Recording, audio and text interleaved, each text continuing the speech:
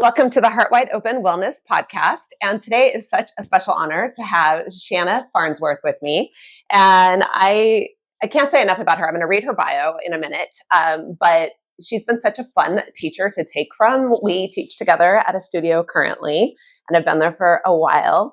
And there is just such a grounding presence in her class and level of acceptance. So she recently did a little series on her own social media talking about what she cares about in class and what she doesn't care about in class. Don't come naked. That's a thing. That's one takeaway. Don't come naked, please. Don't come naked. But you really can, you don't care if you come in late or if you are just need to leave early or if you lay on your mat and don't do the pose versus, or do something different. Mm-hmm. And I just really appreciate that space that you hold for people. And also she's a brilliant teacher, which has, which I will tell you the details of, but has created a program where she teaches new students how to really connect with flows and music and put it all together, because all of us yoga teachers know that when you graduate from your programs, it's like, now what? And so you've done a really great job at doing that for so many people. I mean, so many people. Thank you. Yeah. It's incredible. And it's amazing, not only the number of people, but where they are in the world, all over. It's just fantastic. Where? Oh, Europe, Australia, lots in the United States, a few in South America. It's really incredible. That is incredible. Yeah. Yay, take yoga global. Yeah. Yeah. So cool. Okay. So I'm going to just let you know a little bit about her professionalness bio. So from the vibrant streets of New York City to the beautiful landscapes of Northern California, Shanna's yoga journey is a testament to the transformative power of the practice. 15 years ago, she stumbled upon a free class in a church basement. Isn't it funny how we find yoga? Right. I was in a 24-hour basement class in San Francisco. Yeah. It was underneath the parking garage. And from that moment, she was captivated by yoga's ability to nourish the body and calm the mind. Fast forward several years, amidst the whirlwind of young motherhood, Shanna embarked on her first yoga teacher training as a way to reclaim a piece of herself. Amen. Now, as a seasoned instructor, Shanna is renowned for her unique approach to class planning, combining creativity with intelligent sequencing. She currently mentors a thriving online community of over 250 yoga teachers, providing sequencing, information, playlist guidance, and tips and tricks to improve their teaching. Shanna's ultimate goal is for teachers to walk into a studio prepared and ready to teach, so they can confidently lead a class and build a meaningful connection with their students without stress. So, and it seems you are accomplishing all that and more. We're working on it, man, every day, but it's always growing there. Yeah. What else? Tell us a couple things about you just as a human. As a human being, let's see. I have a wonderful family. My husband is spectacular, and I have 5 children. There's a lot of us. Someday we're going to be that cool family with all those kids, but right now we're kind of a hot mess, just holding it together. I love summertime, the very, very hottest days of the year. And I love Mexican food in any shape. Yeah, that's why we're friends. Same. I'm going to Mexico, as you know, in 2.5 weeks. And I can't wait to be there. Yes, so fantastic. So at the Heart Wide Open Wellness Podcast, my whole brand is about living with your heart wide open and the power of doing so, and really the courage and self-growth that it takes to accomplish that. Mm-hmm. So for you, what does it mean for you to live with your heart wide open? To live with my heart wide open, I really find value in leaning into discomfort. To have a wide open heart feels a little bit uncomfortable sometimes, a little bit scary. But I'm a big believer that you find growth in that place of discomfort. That's where you stretch yourself instead of being complacent and being comfortable. And that feels good, but in the long run, you're not growing, you're not learning. I tell my kids this all the time. It's okay to feel a little bit uncomfortable. It's okay to feel a little bit nervous about what you're going through right now, because that's how we're growing and we're learning. So I try and lean in to that place of discomfort, because it means stuff is happening and growth is happening and I'm going somewhere, which feels good. That's amazing. And so transferable with exactly what you do with your programs, mm-hmm. right? You're honoring that place of discomfort of teachers, of new teachers, right? And giving them the support to move into, I guess, a place of confidence or. Exactly. I want to be, while that place of discomfort is where you find growth, you don't have to do it alone. You have your support of your friends and family. And that's what I try and be for some of these new yoga teachers. Like, let me be your place of support so that this place of discomfort, this place of growth doesn't have to feel quite so scary. You're not walking blindly. We can walk through this together, and I can help point you in the right direction. So you do come at it from a place of, okay, I'm feeling more confident and I understand better now, so that they can go out and connect with their students, because that's the end goal. Yeah. So how did you arrive here? How did you arrive at this place in your yoga journey, at this place in your life with the kids the ages that they are, and all of it together? So my youngest children are twins, and they are 8 years old. So when my youngest children were born, baby number 4 and 5, it really threw me for a loop. It was a huge challenge. I joke sometimes that there's a reason that kids are born one at a time. And if you're lucky enough to get 2 or more at the same time, it will turn your life upside down. So while my children are wonderful and they're great, having 5 kids and those twins tacked on the end was a huge challenge for me. And it was a rough spot. It was rough. I struggled with some postpartum depression and trying to understand how to manage my family with my children at the ages that they were. My husband is wonderful and spectacular, but he was working and he was at a really hairy point in his career. So it was just all around a challenging time for our family. And with his support and the support of my parents, when my babies were 18 months, I signed up to do a teacher training. And I wasn't even sure at the time I would teach, which is common for a lot of people who go into teacher training. But I just needed something to sort of claw my way out of that phase and those lingering baby blues, and to get back to myself, do something that challenged me, use my brain, use my intelligence, learn something new. And that's when I started teaching yoga and really enjoyed it. It continued to push me in the best way. It still continues to push me in the best way. I've had a couple of advanced trainings since then. I'm on the path toward finishing up what will eventually be my 300 and my 500 right now. So yoga has been a place that continues to allow me room to grow. It's such a vast field of practice, and there's never information. There will never be a point where I've learned it all. So it allows me a continuing opportunity to learn and keep practicing and keep trying. And every couple of years, I'll change my teaching approach a little. So it's just a continual path that allows me to keep on moving, keep on growing. My family is supportive along the way and like to keep up with what I'm doing. And I landed in a place where I was getting a lot of questions online, specifically about the way I structure my classes and the way I structure my sequencing. So I've got my own little mini business now, mentoring these other teachers and sharing that part of teaching, which is a strength of mine and I particularly enjoy. Yeah. And we'll definitely make sure all of the way to find you is in the show notes and linked. And so upcoming teachers can continue to find you for sure. Perfect.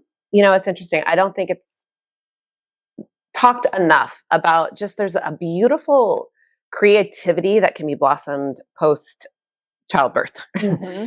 And I relate to that. A lot of what I have accomplished was really spawned by that time. I struggled with some depression as well, and fortunately also had a very supportive family and husband that could support me in that. But there really is a window of just expression because that opens. And kudos to you for stepping into that. And it's not just a yoga journey, because personally, I know this too. It's like you find your passion to blossom yoga, but then it turned into an entrepreneurial journey as well, where I am certain you had to learn things and aspects to your business that you didn't even expect that you would be venturing into. Absolutely. And I love that you mentioned that there's this creativity that can come after having children in that phase of life. And you're right. I don't think I'd ever considered that, but that has continued to happen. I mean, I have a bachelor's degree in business and I worked in New York City for a decade before having kids. And all of a sudden I am pulling out of the recesses of my brain some of this stuff that I studied long ago in college. Yeah. So I was trying to remember and figure out my profit and loss. And should I set up an LLC, and diving into this world of entrepreneurialism, which has been so fun. And it's been a joy to also share with my children. The name of my membership is called Floaty Flow Club, which is just a silly take on words that my husband and I use. It's fun, right? Yoga can be fun.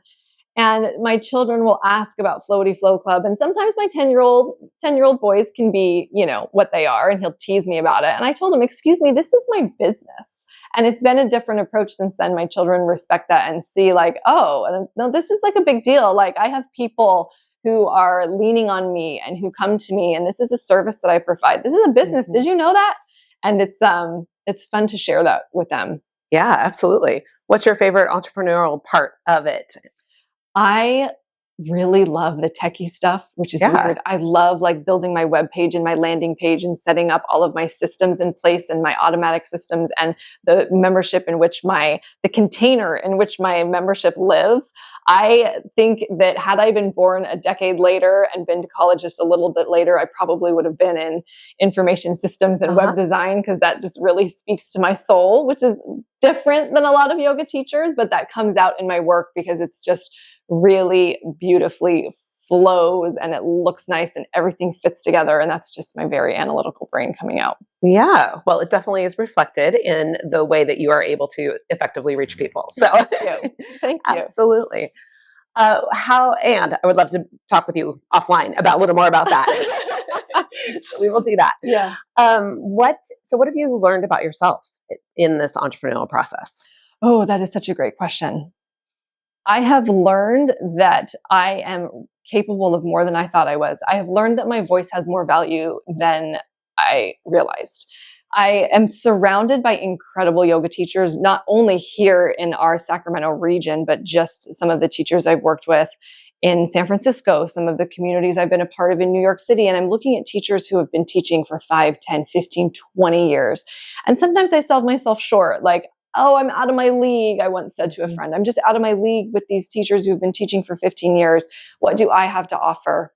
And she told me, she's like, you have a voice and your voice is very valuable and you have a perspective to offer that is unique to you that people want to hear.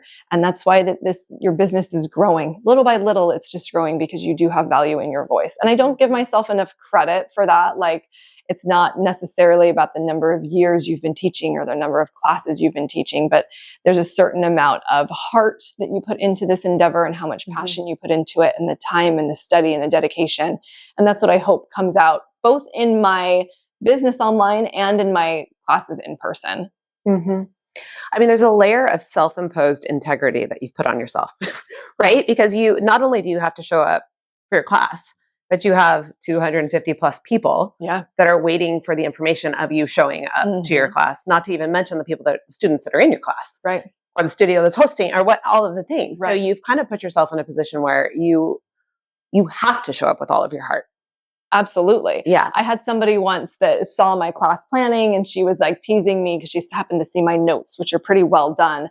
And I told her, and she's like, oh, I don't write my notes out like this. And that's okay. You do you. But because I have these people that are relying on me, like you mentioned, I have got to show up. I've got to be prepared. I have to be thinking of new ideas to share. I've got to be on my game. And fortunately, that reflects for my students in class. It reflects for the studio owners, and it goes back to my business. So everything ties together really cohesively. Yeah. But integrity is absolutely right. I can't just decide one day, I'm going to wing it today, which, by the way, has never been my strong suit. I'm not the teacher that shows up and just makes it up. Some people are great at that. I am not yourself. Good to know. Not. Yeah. But it means no, I've got to be on my game. And that doesn't mean I'm torturing myself. I definitely have weeks where I'll go back to my archive, I'll pull a class, I'll adjust a few things. But it's still, even when I'm going back and pulling an old class and adjusting, I'm still in this process of reflection and still in this process of adjustment so that I'm always bringing something to the table for my business and my students in studio. Yeah. How do you stay flexible like that? How do you stay open, and especially routinely? I am a planner. I'm very aware of how my life is looking coming up from a week to week basis. So I understand what my limits are. And if I've got a week coming up ahead that's wow, this is a doozy, I get it done early. Or that is the week where I go back and pull an old class and adjust it and tweak it. Or I call out and get a sub. If I need to get a sub, I get a sub and I adjust from there. I also have, for my business itself and my membership, I have 2 or 3 classes that are always stored and ready to go. That I just, on a week that was lighter, I went hard and got more content filmed and more classes prepared. So I've got a bank of backups should I ever need it. It's just planning. And people ask me a lot about 5 kids, and I'm like, it's planning. Everything has to be planned.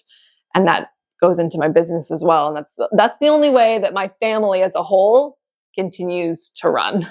Yeah, that makes complete sense. I have 3 and I need to, and 3 in a business makes me realize I have to become a planner. I don't think I'm naturally a planner. I'm more of the wing it person. Yeah. But I have learned that doesn't work, especially as I grow. So were you that way before? And yes. that's my whole just life. your nature. This is just my nature. This is just absolutely the way I came to this earth. And my parents tease me about it, and they're like, that's the way she's always been. Yeah. Well, that's why God gave you 5 kids. That's why I have 5 kids. Exactly. Absolutely. So how have your kids benefited from witnessing you do these endeavors? And how do you manage having 5 kids while you do this? Oh, my kids, more than anything else, they just love to watch what I do. And I'm not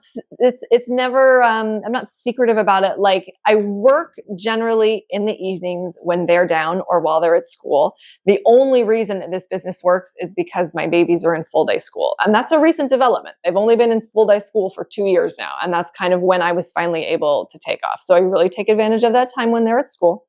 And when they're around and I have work to do, it's often, let me stand here on the carpet while I'm helping you with your math tables and practice a flow and come up with something in my brain and write it down real fast. And so they watch me literally moving my body, thinking things through. And I'm like, hang on, I'm writing a class real quick. And they'll come alongside me. Sometimes they'll just sit next to me. Sometimes they'll move with me. But I mean, they're mostly crazy little boys, so they're not super interested, but they really like when we try and get upside down and when we do the fun stuff.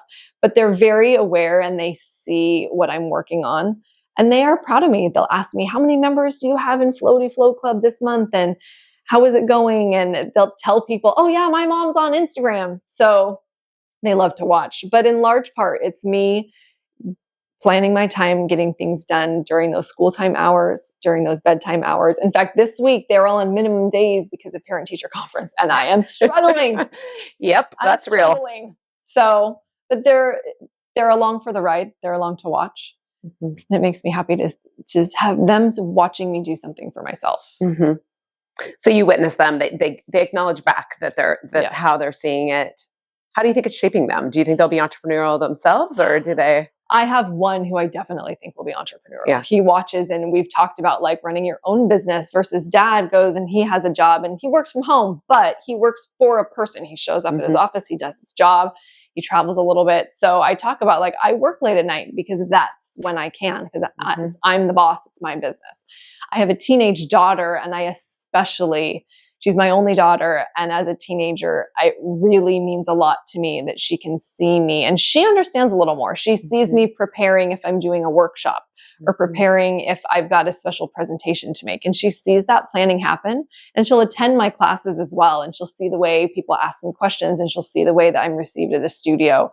And it really makes me proud to see that she can watch me run my own little business and be an entrepreneur. And I'll be curious to see which direction she decides to go and where she decides to go with her life. But at least I know she knows I went to college. There was a big gap there when I was parenting, but to see me step into something for myself is, I think, a fantastic gift to give her. Huge gift for your boys too, and her. Yeah. Yeah. What is the hardest part about managing it all with them? Limited capacity. I mean, bottom line, I had somebody ask me once, well, are you loose with your boundaries? I'm like, no, there's just a finite capacity. There's so many hours in the day. I'm only one human being. There's only so many things that I can do. And that's the hardest part, is balancing that finite amount of time and energy that I have. And that's where I'm grateful for my husband. He is so involved with our kids and our family. We are a team if there ever was one. And I could not be doing what I'm doing without his support of me personally in my business and his just general involvement in the way our family functions. Yeah. Yeah, it's powerful for sure. And I'm sure there's some people listening that want to pursue a passion and take it to an entrepreneurial level and have kids and possibly need to grassroots build it, Mhm. right? How would you, or what would be your advice for somebody that may not have quite as much support? My advice is start small. It can be overwhelming and you get a good idea and you think, I'm doing this, I'm going all in. If you have the capacity to go all in, great. If you don't have the capacity to go all in, don't let that stop you. Mm-hmm. You can start very, very small. It can be starting with one client. It could be starting with one class that you're offering somewhere. It could be starting with one class that you're taking somewhere to expand your skills. But you just put one foot in front of the other and find what capacity you do have just to get started down that path. Mm-hmm. Because it can feel very overwhelming to be like, I'm going to start this business. I'm going to do this. I'm going to set this up. It's overwhelming for anybody. So find just one step that you can take to put one foot in front of the other. It starts you on that path. Mine started very small. It started with during COVID, as so many people did, starting to put themselves on Instagram. So that's where I began. And for a long time, it was just showing up there consistently. And it wasn't every day in the beginning. It was little by little. So you didn't have the vision of what it's become in the beginning? Absolutely not. I never had any vision and I wasn't even sure it was going to go. It was like, well, we'll see where this goes. But because my studio's closed and because we're kind of stuck and I'm at home, let's put some stuff out there and see what happens. And here we are, many years later. And years later. No, years later. Years later. Okay. So fill in a couple gaps there. So you just start putting things on Instagram. Okay. You do your training. Mm-hmm. You do your training. Backing up. I had done my training. That was done. I was teaching. COVID happened. Studios closed. I was in the Bay Area. Okay. So I was putting things on Instagram just to keep myself engaged, keep myself putting out there, not let my yoga name or teaching completely fizzle to nothing. Then we moved up to the Sacramento area for a variety of reasons. And after moving, hadn't started teaching after COVID because I was instead of getting my family settled in a new area, which went great, getting my kids settled, finding my own new yoga studios, which is an adventure when you move. Mm-hmm. I spent a year in Sacramento just as a yoga student, understanding my community, finding a place within the community. Then I took another mastermind teacher training here in Sacramento. And that was, okay, I'm not sure where I'm going from here. Am I going to start teaching again? Or is this just more community building? And after that training, I was like, okay, no, I'm ready to teach again. So then I'm starting to teach again. And that's where things really start to took off because by then I had figured out this is my style that I'm good at. This is my particular yoga teaching strength. I'm really good at the sequencing and the class planning and the pulling together playlists. That's my strength. And so that's when then it's taken off from there. So, I mean, even having been teaching for a while, I kind of had to start from zero again after COVID changed and I moved, we're starting over again. Mm-hmm. Slow build. Mm-hmm. And I'm imagining, like any business, it doesn't feel like it's a success every day. Oh my gosh, no. It doesn't even feel, no. Some days it's like, well, that did not go well. I thought it was going to be great. It didn't. And then last week I had a success. Like that was a throwaway is too strong a word, but that was like a side thought that I put out there to see what happened and it took off and that will happen. Yeah. If you are finding your space online, that will absolutely happen. There will be things that you pour your heart into. Like, well, not a success. And other things that were afterthoughts that suddenly bring you a lot more engagement and a lot more eyeballs on your work. Mm-hmm. So how do you kind of console yourself when you have one of those that doesn't land, that you put a lot of effort into? In the beginning, that was rough. In the beginning, I really took that to heart and it would just make me feel so down like, oh, that just did not land well.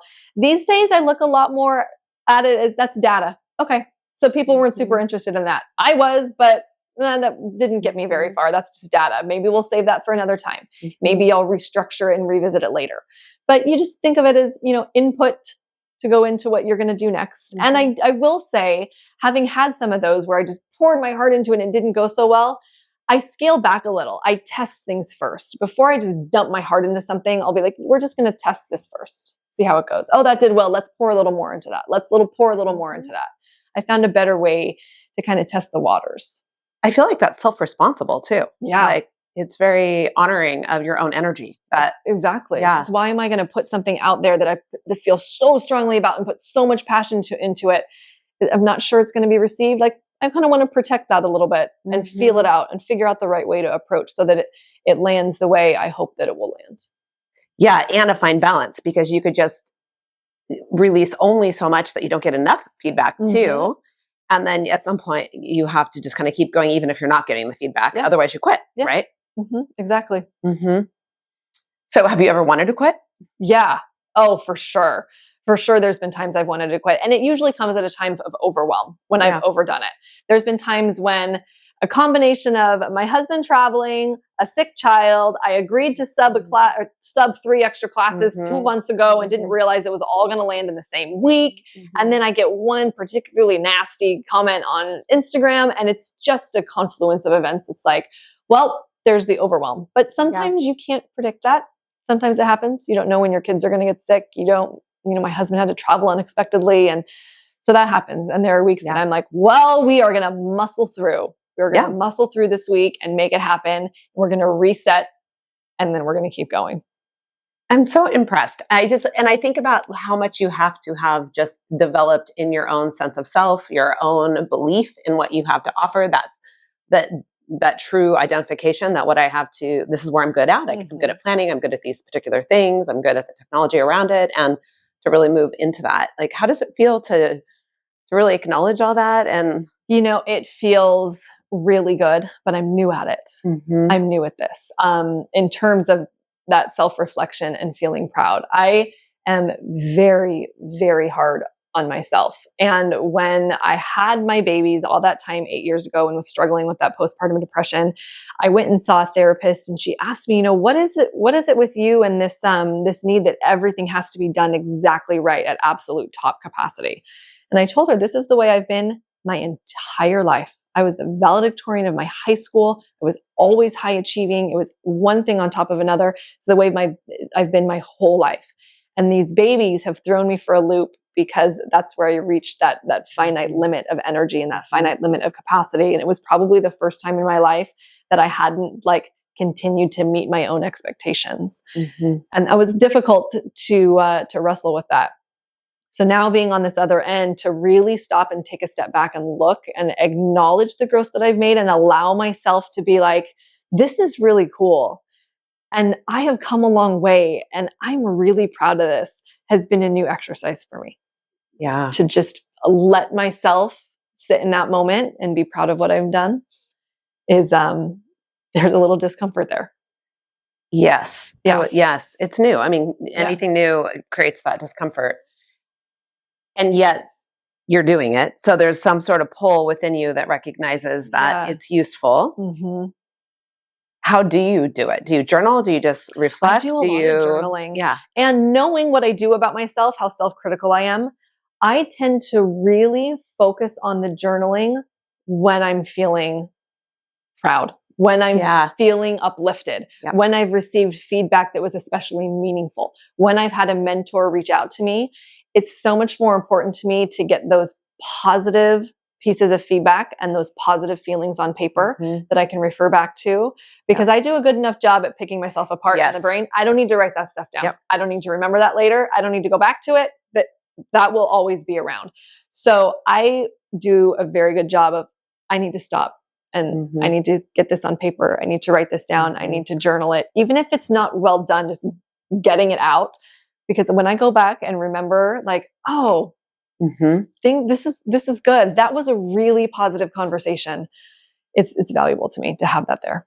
So important. I have a little bit of a brag box, I call it, you know, and I actually write the things, or somebody gives me a letter, I keep it, or an email, I have a folder where just on those days when I just need to remind myself. You need a boost. Yeah. I have a photo album on my phone called I Am Awesome. And it's full of screenshots of comments, emails, DMs, messages that I've gotten from people. I screenshot them, trim them so it looks perfect, and slide it into my I Am Awesome folder on my phone. I will have an I Am Awesome folder very soon. And name it something awesome, whatever works for you. But that's the one, I'm awesome. And that folder is full of just kind words. Yeah. Just kind words, which we all need. So beautiful. It's so beautiful. So what would you, I can't agree with you more. about just the challenges of being hard on yourself. And I really relate to that. And I think a lot of people do. And I also think it's a double-edged sword. There's a gift in that because it's always, you're kind of constantly pushing yourself in a way. And if you can learn to harness that, it can be a beautiful adjunct to growth and success and involvement. So what advice would you give to somebody who is also hard on themselves but has maybe not a full vision, but an idea of just something that they want to give to the world? Like, what advice would you give to somebody like that?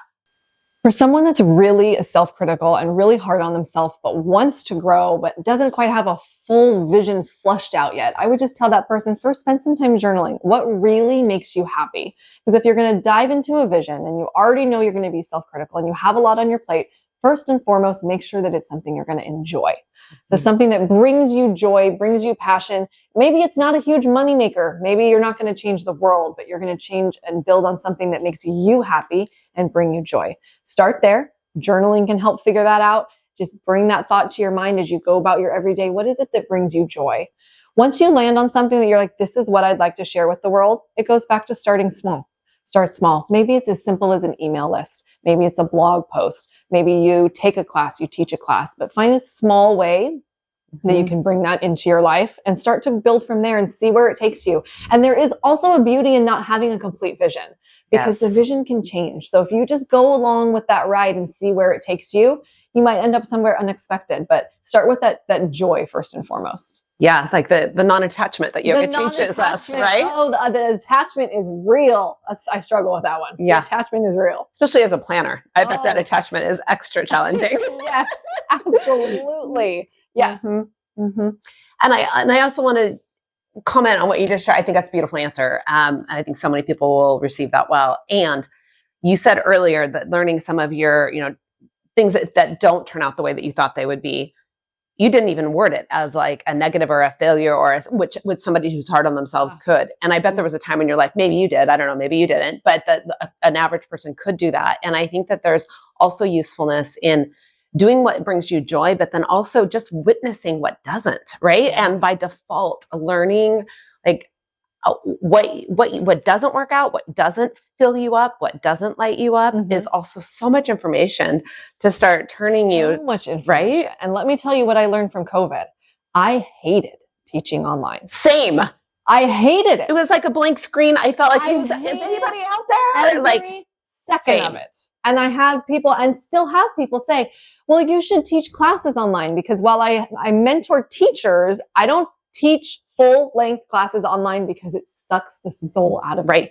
I had to find a time when it was light, the sun was up, I looked nice, my children weren't home, my dog wasn't home, and I had 2 hours and a charged camera and all of the other. It was an absolute nightmare. Yes. So I learned very quickly, there is 100% a space for online yoga. I have zero interest in being in that space. Yeah. So talk about valuable information, like something that does not interest me, that right there. So on the rare occasion, about twice a year, I will film a full-length class to share online. And I have to psych myself up for it. My family has to be on board. They're all cheering me along because I will stress about it for the whole week prior. But that is just not my space. And I am glad I know that because if I would have dove in and had a whole business plan around teaching online, I'd be miserable right now. Yeah. Yeah. That's a great example of I could do this. I could. Oh, for sure I could. And I could maybe even do it successfully. Maybe. And I would hate every second of it. Self-honoring. Not for me. Yeah. So everything that you have shared today feels very in alignment with your sense of self. And I think that is, well, I know that's why it is working for you. And that's why people are drawn because there is an authenticness. Very much so. And I very much enjoy just knowing even a little bit more behind the scenes. And I smile because I just remember thinking, I do remember my very first class with you. And I remember, I remember exactly that class. And you often wear a onesie or a one piece something like today, this denim getup is amazing. And I remember thinking, oh, that's interesting. And then in the next class you were wearing one in the next class. And I was just hooked on all of it. all of it. So just thank you so much for taking the time today. You are so welcome. And that's just the most wonderful comment. I mean, it makes my heart feel great to hear that the person that I hope to be and the person that I present online and the person I present in real life is all the same person. Yeah, it even more so. So yes, it just enhances and enhances and enhances. So thank you so much. Yeah, thank you so much for sharing. And I just, I thank you for giving your gift to so many people, because I think once we learn something that is important to us and that helps us and moves us, that we just want to share it with others. And your platform, your business does exactly like that. So thanks for spreading the shine. Oh, you're so welcome. Thank you for having me. Thank you for tuning in to the Heart Wide Open Wellness Podcast. For more information, subscribe to our newsletter at heartwideopenwellness.com and follow us on social media at Heart Wide Open Wellness.